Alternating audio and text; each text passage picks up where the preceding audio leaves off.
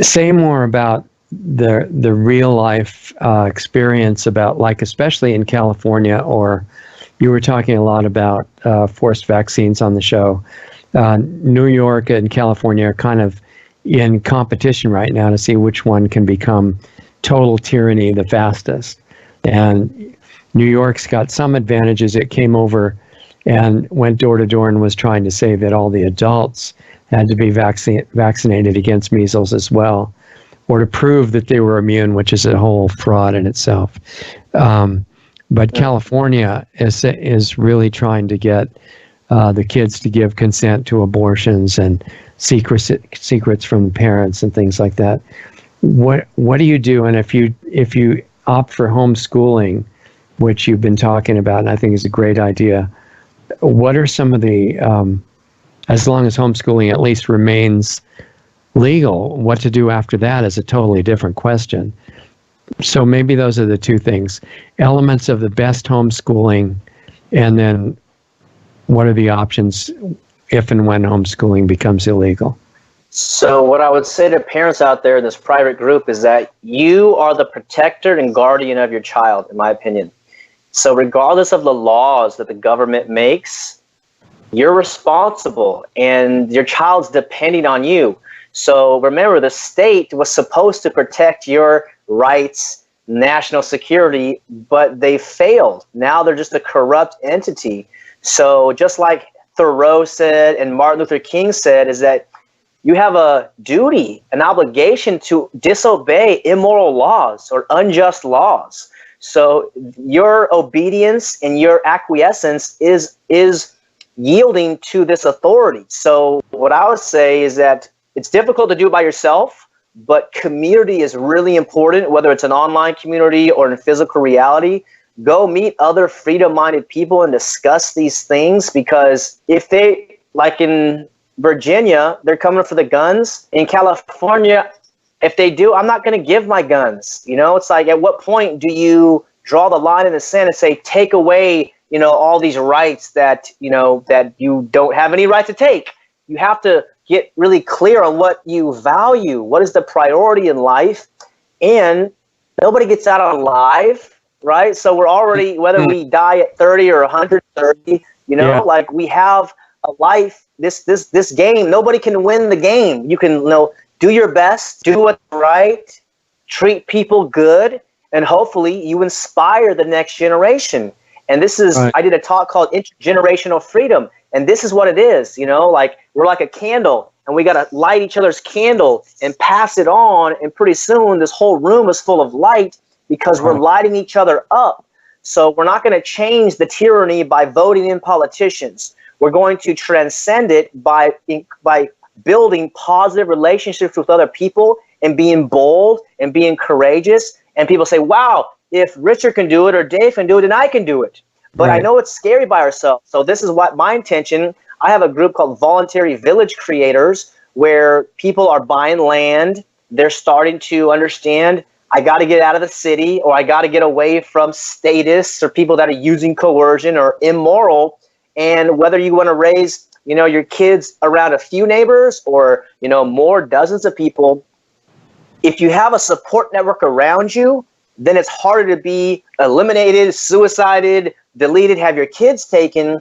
But if you're by yourself, let's say you're a single mother or father and the CPS comes and knocks on your door, you're like, what do I do? But if you have a community of support, or you have a little bit of knowledge of how to engage with CPS, and I spoke about this briefly, but it was like understanding that these agents of the state are in a trance. They actually believe in their authority. So rather than me say, hey, what are you doing over here? You want to kind of get next to them and like, hey, man, you know, talk to them like your brother, talk to you like their friend, because they hate their job. You know, they're doing this for money. They're doing this tyranny for money. As soon as the U.S. dollar becomes worthless because of hyperinflation or other stuff, and they can't pay these thugs, these enforcers, they're not going to do enforcing, right? They're doing it for the money, whereas what you're doing for, you know, freedom is you're doing it because it's right. You're doing it because you want to help people. So that's one aspect. The other part is that homeschooling, in my definition, is just when a leader creates an atmosphere where personalized learning can occur. So you're basically creating an atmosphere, and the first curriculum is the world as the classroom curriculum. So you can learn at any time, on any day, in any location. You don't have to be in a building. You don't have to be in a house. And one of the best places is in the grocery store. You know, give your child $2 and say, you know, buy something for $2 or $3. You're learning math this way. So understand the world is the classroom. And then another curriculum is the question curriculum, where you want to ask good questions to your child and encourage them to ask good questions. Not because you want to have them get the answer, but because you want to have them think about the answer. Think about, where can I look? What do I know? Who can I ask? Because we all have this information. We don't need more information. We need more intellectual discipline, more intellectual initiative, and that comes from thinking, contemplation, reflection, self-knowledge. And those are the starting points, I would say, is understand the basic curriculums. Your job is just to create an atmosphere. You don't got to be the master teacher of 10 subjects. Think of yourself as a learning partner, a coach, a facilitator, a guide, and also have your own learning project that you're doing. You know, your child is watching you. So what are you passionate about? Are you learning about music or art or poetry, or, you know, what are you learning about? And you can say, hey, son or daughter, I'm learning this. What are you learning? So it's kind of like this back and forth, even if they're 6 years old, even if they're 10 years old. You respect their humanity, you respect their natural brilliance, and then you can have a conversation. So rather than like you have to memorize, it's math time, it's science time, it's like what's of interest, and this has to go back to deschooling and deprogramming ourselves on what is an education, what is success, what are we after, and it's not just a piece of paper. You know, it's creating a good life that you enjoy waking up and you're happy, healthy, and have good positive relationships around you. So you be the example for the kid besides what you say. You don't just tell them, well, we're going to do this homeschooling now, but I'm going to be drunk on the couch while you do it. That's not really the ideal way to do it, right?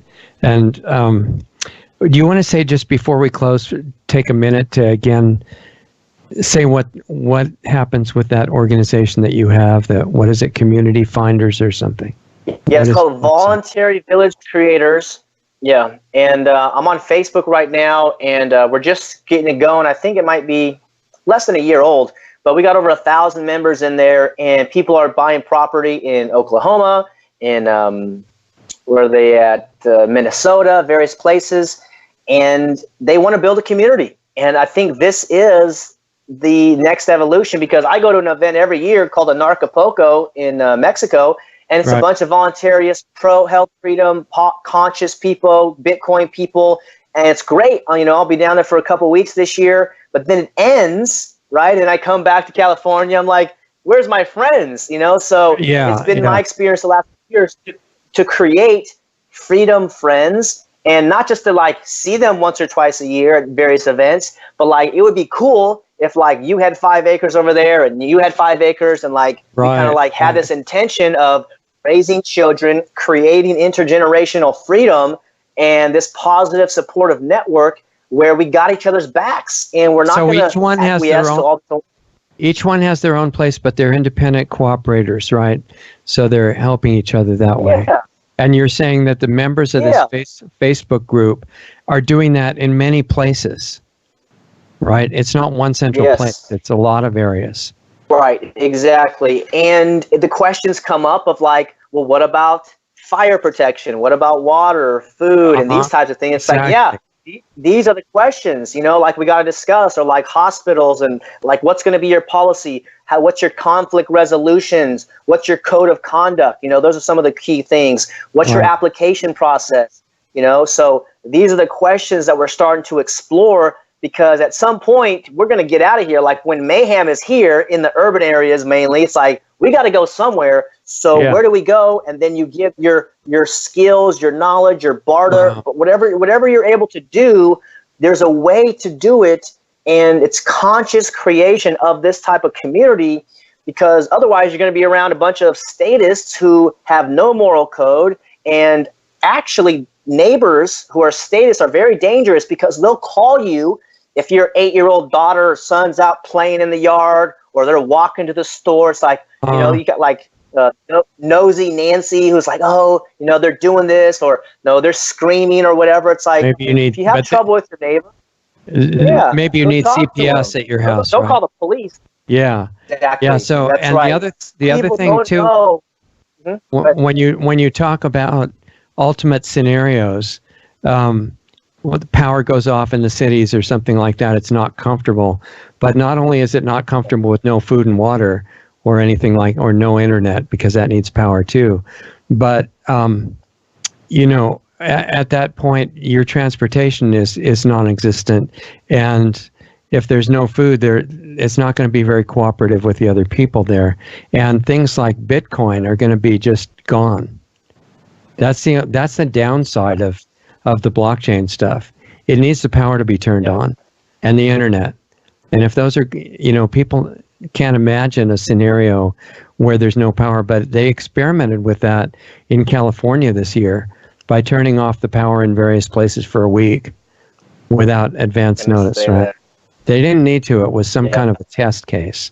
100%. And I was actually up in Mendocino looking at some property up there, and we were coming down during these fires, and it got scary, man. Like, thankfully, I was with a couple of freedom friends, so we're like, okay, we had to sit down and say, okay, what do we do?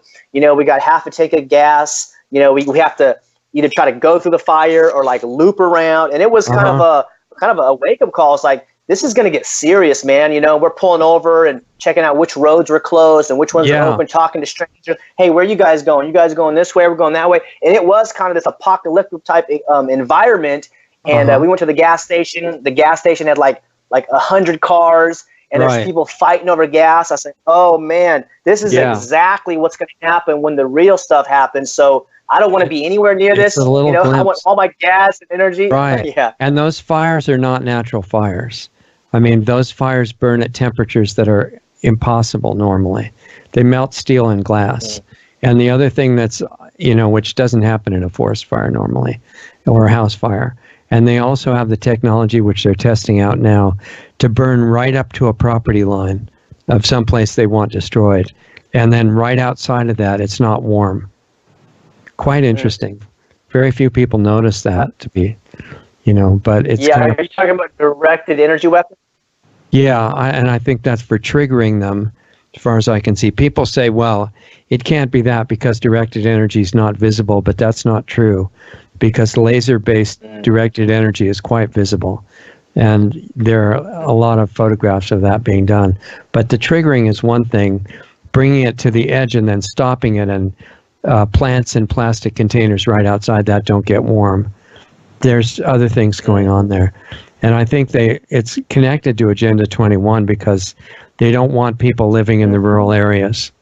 They want everybody crammed into urban environments. So this is a good thing, time to be wide awake and strategic. And I think you're setting up this Voluntary Village Creators is a fantastic idea. People should look at that group. And come join us, and we're going to have the conversation. Yeah. Maybe in the future we can talk more about how that's going, because I see that as a really good thing. Yeah. So absolutely, it's definitely worth discussing and figuring out, because I don't want to be around statists and immoral people when it gets bad, and it's coming. I hope it doesn't come, but the Agenda 21, these guys aren't playing around, and they have these weapons. So it's going to get quite intense, I think. Yeah, it's a good time to find out what's the best we can do right now and start working on ourselves, it seems like. So, say you want to dig a well before you're thirsty. That would be a good idea. That's the education idea, right? You don't try to learn everything at the last minute. Nice chatting with you. Yeah, that was great. All right, we'll see you next time. Okay, have a good time at Anarchapulco. Yeah. All right. See you guys. Okay. Thank you, guys. Peace and love, y'all. Bye. All right, see ya.